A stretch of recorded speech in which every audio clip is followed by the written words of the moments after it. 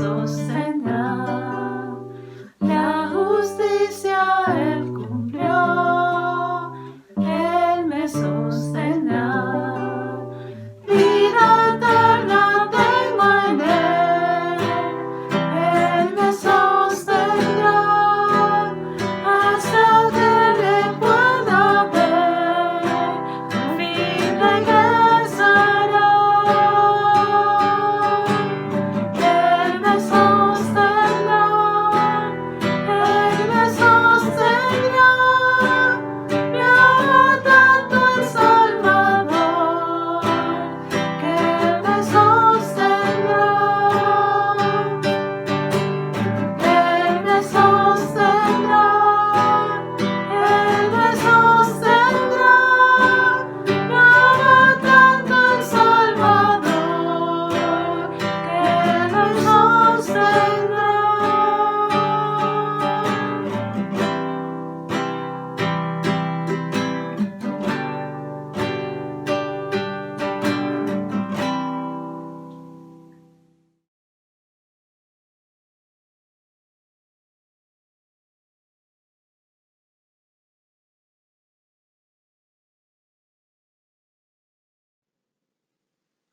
Hermanos, ¿cómo están? Vamos a la palabra del Señor en el libro de Apocalipsis, capítulo 2. Estaremos estudiando los versículos del 1 al 8.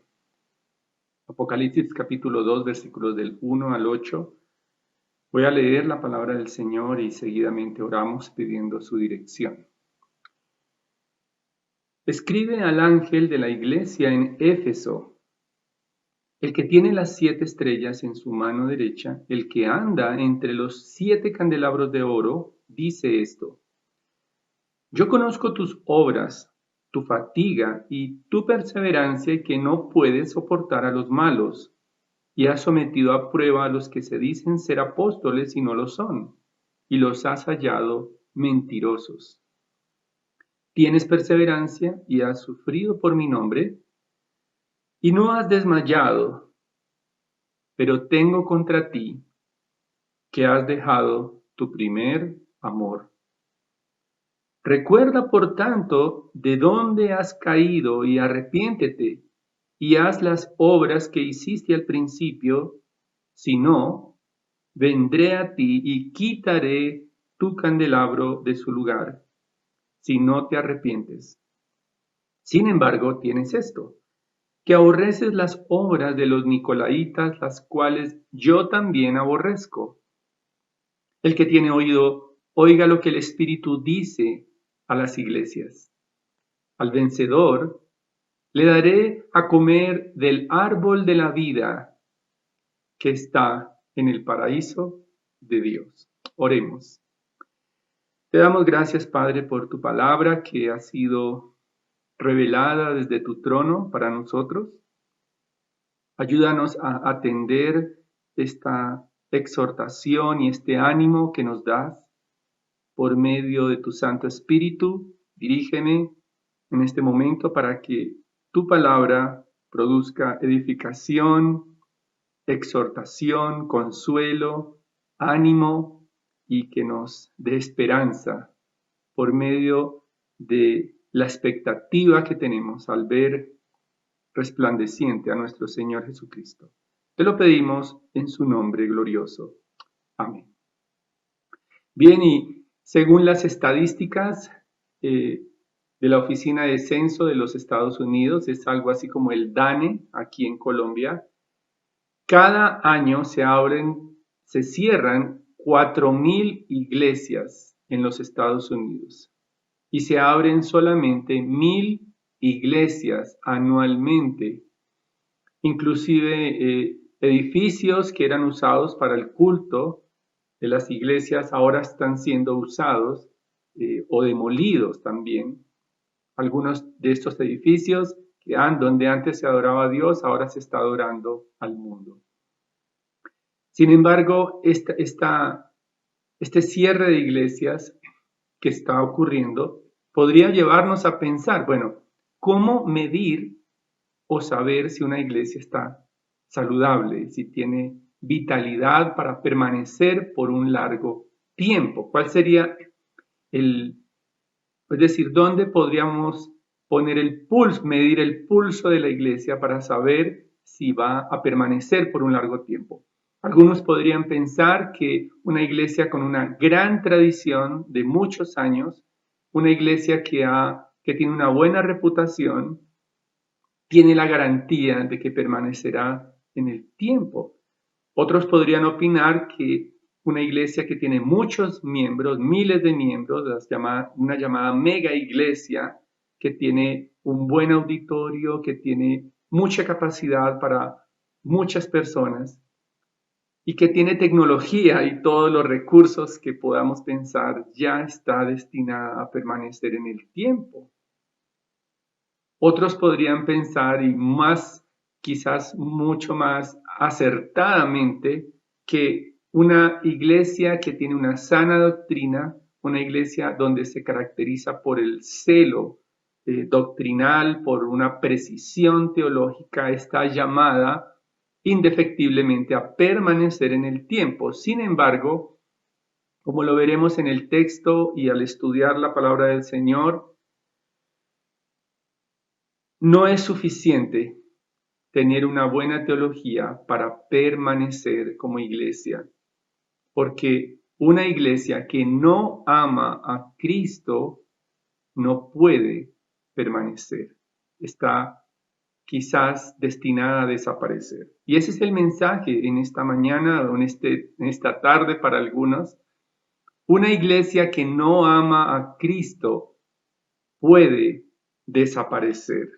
Y vamos a estudiar esta escritura, este texto en 2 puntos. En primer lugar, veremos que tener celo por Cristo no significa amar a Cristo. Y en segundo lugar, es posible renovar el amor por Cristo. Entonces, tener celo por Cristo no significa necesariamente que amamos a Cristo en los versículos 1 al 4, y es posible renovar el amor por Cristo en los versículos 5 al 7. Vemos en el texto, en el versículo 1, que el Señor Jesucristo dice: el que tiene las 7 estrellas en su mano derecha, el que anda entre los 7 candelabros de oro, dice esto. El Señor Jesucristo se identifica como aquel que está entre los candelabros de oro. En capítulo 1, versículo 13 dice: y en medio de los candelabros vi a uno semejante al Hijo del Hombre. Él tiene las 7 estrellas en su mano, como veíamos en el versículo 20. Esas 7 estrellas son los 7 ángeles de las iglesias. Por lo tanto, el Señor está identificándose como aquel que vigila en medio de la iglesia, que conoce a la iglesia, que está en medio de la iglesia, que es sensible a la iglesia. El versículo 3 precisamente nos dice, o el versículo 2, perdón, dice: yo conozco tus obras, tu fatiga y tu perseverancia, y que no puedes soportar a los malos. El Señor Jesucristo se presenta y está dirigiendo a Juan para escribir, y quiere dejar en claro que el Señor tiene la autoridad para estar entre los candelabros de oro, pero también tiene autoridad inclusive para remover la iglesia. La expresión que vemos en el versículo 2, yo conozco, precisamente nos habla del conocimiento que tiene el Señor Jesucristo. Él conoce perfectamente la iglesia. Él conoce íntimamente a la iglesia, y su conocimiento acerca de la iglesia es perfecto, porque nada pasa desapercibido para él. Él conoce lo bueno de la iglesia, como vamos a mirar, pero también conoce lo malo de la iglesia. Él tiene toda la autoridad y la omnisciencia para entender, para que nada pueda presentarse ante él sin que él lo escudriñe perfectamente. Esta carta está dirigida precisamente a la iglesia en Éfeso. Éfeso era una ciudad donde se encontraba el templo de Diana. Allí, en lo que estaba ubicada en lo que hoy es Turquía, y realmente era un centro de idolatría allí, Éfeso. Allí convergían comerciantes, estaba situada al lado de un río donde las embarcaciones venían, pero también era una ciudad bastante idólatra. Esta iglesia fue fundada por el apóstol Pablo en su segundo viaje. Sin embargo, en este momento, cuando el apóstol Juan está dirigiendo esta carta que está siendo prácticamente dictada por el Señor Jesucristo, ha pasado, dicen los eruditos, 40 años, es decir, estamos ante una segunda generación de creyentes. Los creyentes de Éfeso allí se esforzaban incansablemente por ser fieles a pesar del sufrimiento. Nos dice el versículo 2, yo conozco tus obras, tu fatiga y tu perseverancia y que no puedes soportar a los malos y has sometido a prueba a los que se dicen ser apóstoles y no lo son y los has hallado mentirosos. En otras palabras, parece ser que la iglesia de Éfeso aplicaba diligentemente la disciplina eclesiástica, no consentía el pecado, eran fieles al Señor, eran celosos por preservar el Evangelio. Y estas obras eran evidentes delante del Señor, por eso Él les alaba por eso. Dice el versículo 3, tienes perseverancia y has sufrido por mi nombre y no has desmayado. Recordemos que el apóstol Pablo, cuando va camino a Roma y se dirige hacia Jerusalén, en Hechos capítulo 20, él llama en Mileto a los ancianos de la iglesia de Éfeso y les hace un llamado a velar por el rebaño, a cuidar perfectamente, que ningún falso maestro vaya a dispersar el rebaño, tenían que cuidarse muy bien. Y parece que la iglesia de Éfeso estaba muy celosamente guardando este precepto del apóstol Pablo. Han pasado entonces quizás una generación más de creyentes y este celo lo vemos descrito en las palabras de Ignacio, uno de los padres de la iglesia que vivió en el primer siglo también, y él dice lo siguiente acerca de la iglesia de Éfeso. Ustedes no prestan atención a nadie fuera de lo que tenga que decir de veras acerca de Jesucristo. He oído que algunos forasteros llegaron a ustedes con malas enseñanzas, pero no los dejaron sembrar entre ustedes, taparon sus oídos para no aceptar lo que ellos difundieron. Los creyentes en Éfeso eran celosos de la doctrina, eran muy guardadores de la verdad del Evangelio, trabajaban incansablemente, pero también sus virtudes se extienden hasta el versículo 6. Dice, sin embargo, tienes esto, que aborreces las obras de los nicolaitas, las cuales yo también aborrezco. Los nicolaitas eran una herejía que promovía la inmoralidad y comer cosas sacrificadas a los ídolos en nombre de la libertad cristiana.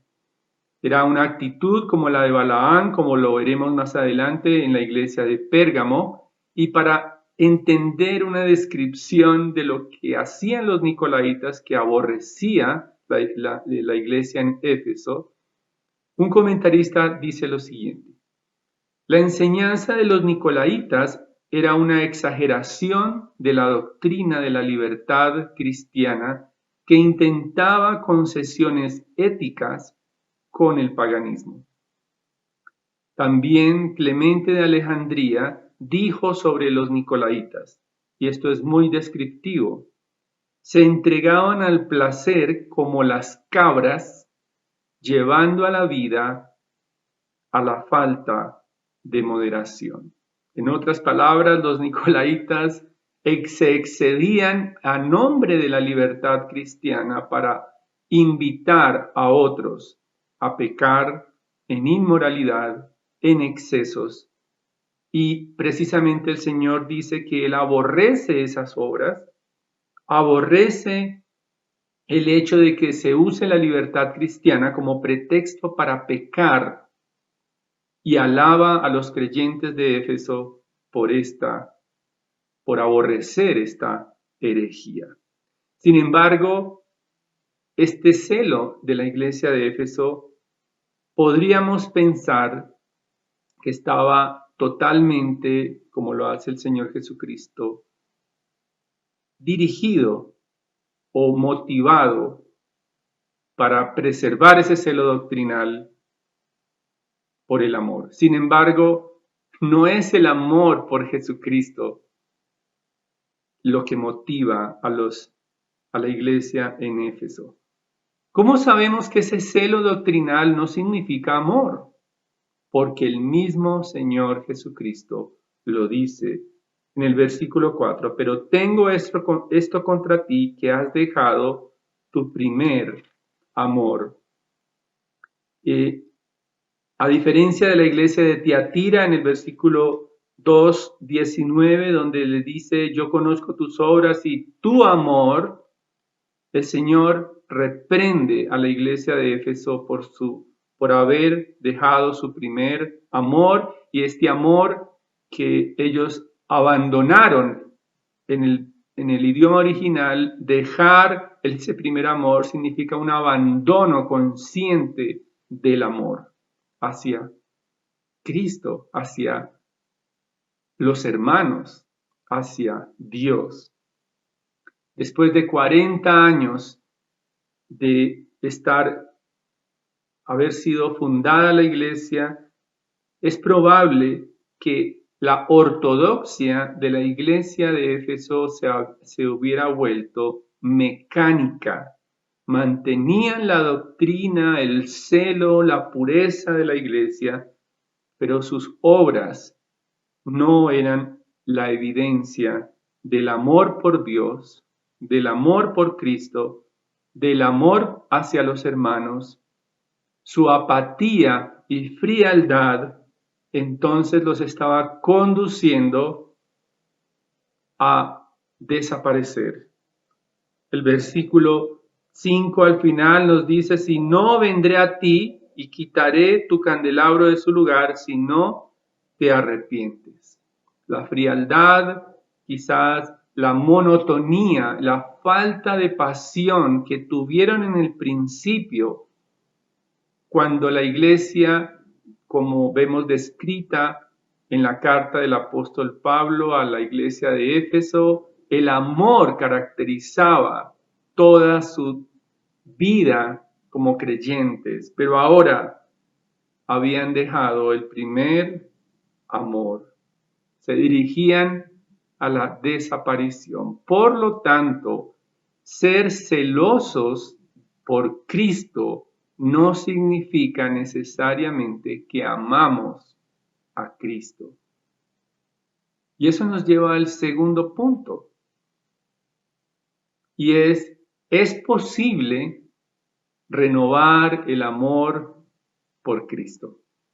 La invitación que vemos a partir del versículo 5 nos dice, el Señor se dirige a la iglesia, recuerda por tanto de dónde has caído y arrepiéntete.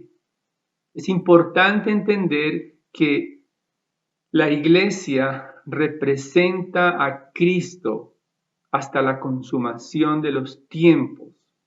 Sin embargo, esa representación de Jesucristo no es posible sin el amor sincero hacia Él. Cuando Juan escucha la voz de Jesucristo, allí en el versículo 12 dice, 1:12 dice, me volví para ver de quién era la voz que hablaba conmigo, y al volverme vi 7 candelabros de oro. En otras palabras, cuando Juan ve los candelabros de oro, paralelamente está escuchando la voz del Hijo del Hombre. La iglesia representa la luz de Jesucristo en este mundo. Pero esa representación de Jesucristo hasta el final de los tiempos, esa revelación de Jesucristo, como lo veíamos anteriormente, no es posible sin el amor sincero hacia Cristo, hacia los hermanos, hacia Dios. Y este llamado al arrepentimiento que hace el Señor allí no es nuevo, porque Dios siempre ha llamado a su pueblo para amarlo de todo corazón. En Deuteronomio capítulo 6, versículo 5, vemos como el Señor llama a Israel a amarlo con toda su mente, con toda su alma y con todas sus fuerzas. Sin embargo, Israel cayó en la idolatría, amando a los ídolos y dioses falsos, y fueron advertidos antes del juicio por el profeta Oseas. En Oseas capítulo 14, 1 y 2, vemos cómo aún desde que Dios escogió a su pueblo, lo ha llamado al arrepentimiento. Oseas dice lo siguiente: Israel, vuelve, oh Israel, al Señor tu Dios, pues has tropezado a causa de tu iniquidad. Toma con vosotros palabras y volveos al Señor. Decidle, quita toda iniquidad y acéptanos bondadosamente para que podamos presentar el fruto de nuestros labios. El llamado al arrepentimiento no es nuevo porque desde el Antiguo Testamento ha habido una exhortación al arrepentimiento, pero hace 2000 años nuestro Señor Jesucristo encarnado extendió sus brazos en la cruz para llamar al arrepentimiento a su pueblo. Sin embargo, ahora en Apocalipsis nos encontramos ante el Hijo del Hombre. Versículo 13 nos recuerda que el Hijo del Hombre, es decir, Jesucristo investido de gloria y autoridad y revestido de poder inclusive para remover el candelabro de su lugar de la iglesia de Éfeso, está llamando al arrepentimiento. ¿Es posible restaurar el amor por Cristo? La respuesta es sí. Y el versículo 5 nos describe la manera de poder restaurar el amor por Cristo. En primer lugar, necesitamos reconocer la voz del que habla. La iglesia de Éfeso necesitaba reconocer que no estaba hablando un profeta, no está hablando un apóstol, no está ni siquiera hablando el humilde carpintero de Galilea que caminaba por las calles polvorientas de Jerusalén. No es ese Jesús el que está hablando, sino el dueño de la iglesia revestido de autoridad suprema, lleno de gloria, lleno de exhortación. Él tiene las llaves de la muerte y del Hades. Él escudriña íntimamente los corazones y para volver a restaurar el amor por Jesucristo, el amor hacia Dios, que estaba totalmente abandonado por la iglesia de Éfeso, necesitaba reconocer la voz del que habla, porque es el Rey justo, es el Rey que llama para perseverar en el amor hasta que regrese nuevamente y restaure los cielos y la tierra. Hermanos, quiero hacerte una pregunta y es: ¿realmente entiendes que Jesucristo está revestido de autoridad? ¿Estás atento a su voz del que habla?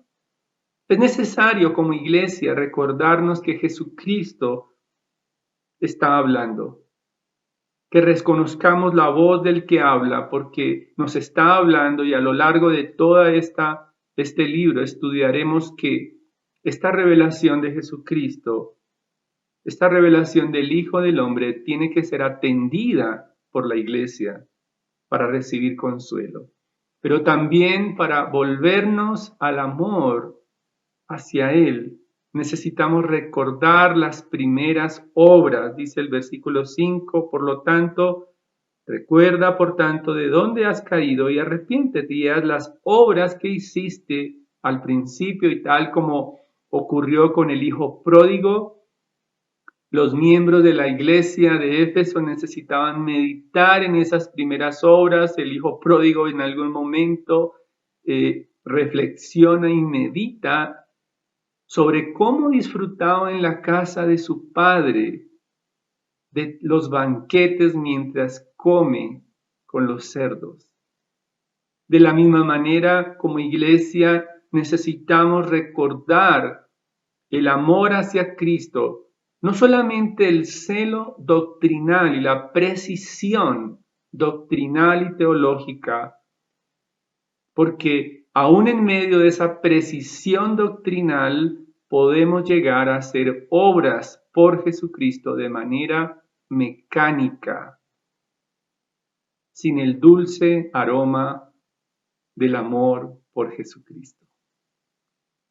Y al recordar esas primeras obras, quisiera preguntarles también qué cosas recuerdas con nostalgia tú, joven, o quizás ya ahora casado, quizás ahora con una familia, quizás adolescente. Recuerda el momento en que te entusiasmabas por aprender del Señor. Recuerda esas primeras obras, cuál era la pasión que tenías por amar a Jesucristo, por hablar de Jesucristo, por mostrar a Jesucristo. Quizás en el pasado quedó la pasión, quedó el fervor, quedó el deseo de amar y de glorificar a Jesucristo, y ahora quizás te has vuelto monótono, insípido en tu adoración. ¿Recuerdas ese fervor espiritual? Necesitamos recordarnos juntos como iglesia que la pasión por Jesucristo es el motor que nos anima a servirle, a obedecerle, a velar por el celo doctrinal también. Es el amor. Y creo que estas primeras obras no necesariamente tenían que ser unas obras diferentes, sino más bien que esas obras reflejaran el amor y la pasión por Jesucristo, reflejado también hacia su iglesia, hacia los hermanos, hacia su pueblo. Y para regresar a ese amor, a ese primer amor, también debe hacerse con arrepentimiento. El versículo 5 dice: recuerda, por tanto, de dónde has caído y arrepiéntete, si no vendré y quitaré tu candelabro de su lugar. La iglesia de Éfeso debía volverse de ese activismo doctrinal y ese celo totalmente mecánico para regresar a un fervor espiritual motivado por el amor a Cristo. De la misma forma que una esposa, después de muchos años de matrimonio, quizás se sostiene únicamente por la costumbre de servir a su esposo solamente porque tiene que hacerlo. La iglesia de Éfeso llegó a servir a Jesucristo de una manera mecánica, monótona, y debía ser transformada por un amor renovado por Jesucristo. Quizás hay aspectos de esa relación con Cristo que pueden ser mecánicos, quizás esas oraciones mecánicas, esas peticiones mecánicas, quizás se te ha vuelto una costumbre prácticamente adorar a Dios. Quizás la obediencia ya no está motivada por el amor por Jesucristo, por su trono, y este es el momento de renovar el amor por Él como iglesia. Necesitamos en estos tiempos de pandemia renovar y acercarnos a Jesucristo, porque Él escudriña nuestros corazones. Finalmente, el versículo 7 nos dice: el que tiene oído, oiga lo que el Espíritu dice a las iglesias. Y es importante entender quiénes responderán a la invitación de arrepentimiento del Hijo del Hombre. Todas las iglesias en general deben escuchar este mensaje. Vamos a estar desarrollando el texto, y este versículo 7 nos dice que todas las iglesias deben atender el mensaje de las iglesias. En otras palabras, estas promesas que vemos en el versículo 7 son para los vencedores. Dice: al vencedor le daré a comer del árbol de la vida que está en el paraíso de Dios. Los vencedores son todos aquellos que han vencido por la fe en Jesucristo al mundo. Son invitados, y es interesante porque parece que el Señor hace un contraste entre lo que hacían los nicolaitas, es decir, abusar de esa libertad espiritual para comer y derrochar en esa comida sacrificada a los ídolos, en esos deleites, y más bien invita a la iglesia a comer del árbol de la vida, para saciarse para siempre, para disfrutar eternamente de la comunión con Dios, de esa sabiduría eterna que en Edén fue quitada por el pecado, ahora se encuentra disponible para aquellos vencedores, genuinamente creyentes, todos aquellos que vencen al mundo por medio de la fe. Quizás nos están escuchando personas que están comiendo las migajas de este mundo. Quizás quieren saciarse con los placeres de esta tierra. Es posible que seas esclavo del pecado. Es posible que tu corazón no anhele a Jesucristo, ni mucho menos estás esperando a tu Rey. Sin embargo, esta invitación a comer del árbol de la vida está abierta para ti, para disfrutar de la vida gloriosa que Jesucristo ofrece, no solamente en esta tierra, sino por una eternidad con Él, para regresar al encuentro y la comunión con nuestro Creador. Hermanos, como veíamos al principio, muchas iglesias en el mundo se cierran anualmente. También la iglesia de Éfeso desapareció. Lo que hoy es Éfeso solamente son ruinas. Sin embargo, esa iglesia desapareció, quizás no atendió este llamado al arrepentimiento, porque curiosamente la iglesia de Esmirna subsiste hoy como una comunidad cristiana, pero lo que ahora es, lo que era Éfeso anteriormente, ahora solo son ruinas.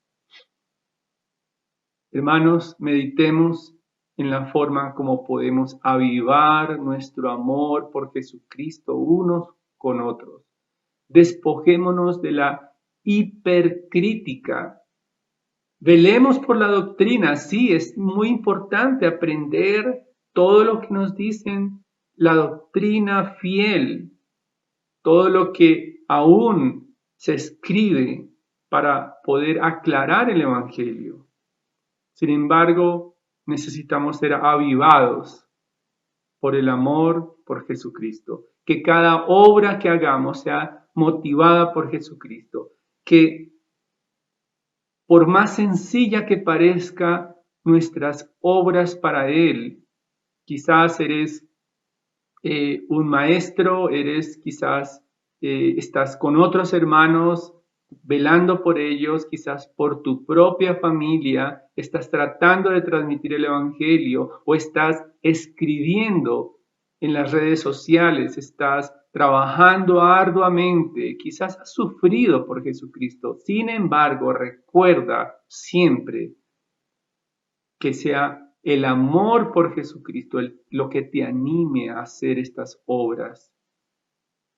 Y entonces, juntos, como iglesia, podremos ser animados a avivar nuestro amor por Jesucristo para que esas obras realmente sean la evidencia de nuestra pasión por Él, de nuestro amor por la iglesia, de nuestro amor a su nombre, y que el fervor y la pasión jamás nos amenacen en desaparecer como iglesia. Vamos a orar en este momento. Padre, te damos gracias, Señor, porque nos recuerdas por medio de este texto que nos has llamado a encontrarnos contigo para siempre en una eternidad donde disfrutaremos para siempre de los deleites del árbol de la vida y comeremos juntos en la sabiduría y en la libertad para estar contigo íntimamente. Padre, te pedimos que las palabras de nuestro Señor Jesucristo sean atendidas por todos nosotros, que podamos recordar esas obras del principio, apasionadas, fervorosas, sinceras y llenas de amor por ti, que lo reflejemos en la actitud hacia nuestros hermanos. Ayúdanos, Padre, a volvernos, si hay entre nosotros, apatía y un fervor mecánico, o más bien una doctrina mecánica entre nosotros. Líbranos de todo ello para que nuestro amor sea renovado día en día por medio de tu Santo Espíritu. Todo eso te lo pedimos por Jesucristo, el Hijo del Hombre, coronado en gloria, quien escudriña nuestros corazones para siempre. Amén. Dios les bendiga, hermanos.